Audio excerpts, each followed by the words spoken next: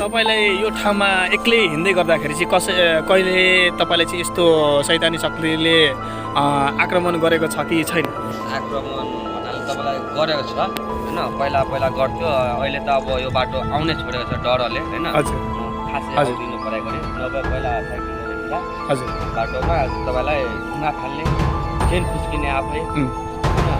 अनि तपाईँको पहिलाको अब हामीले लाइट लगाएर हिँड्थ्यो साइकलमा, त्यो लाइट निप्दिने त्यस्तो गरी तर्साउने, कहिले साइकल तान्ने गर्ने गर्थ्यो कि। त्यो भएर मैले चाहिँ डरले चाहिँ अब एक्लै हिँड्न नसक्ने अवस्था आएर चाहिँ मैले यो बाटो हिँड्नु अलिक परेको छ।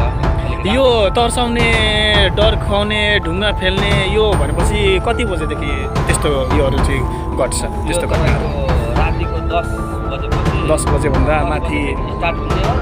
12-1 बजे रातिदेखि चाहिँ पुरै ठप्प हुन्छ क्या, उनीहरूको पुरै तर्साउने हुन्छ।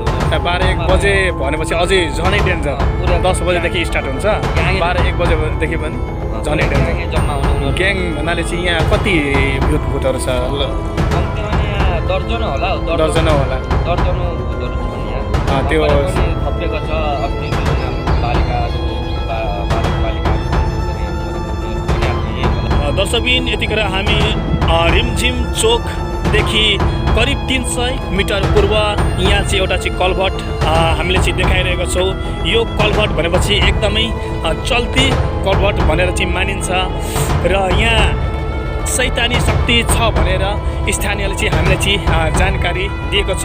यस ठाउँमा राति भएपछि मान्छेहरू आवत जावत गर्नको लागि चाहिँ एकदमै डराउने गर्छ, किनकि मान्छेहरू चाहिँ साइकलमा एक्लो यात्रा गर्दाखेरि कतिलाई तर्साउने होइन, अनि साइकललाई चाहिँ ठेल्दिने, तान्दिने, साइकलको चैनै फुस्किहाल्ने त्यो घटनाहरू हुँदाखेरि मान्छेहरू चाहिँ यो ठाउँलाई चाहिँ एकदमै शैतानी शक्ति छ भनेर चाहिँ मान्दै आएको छ।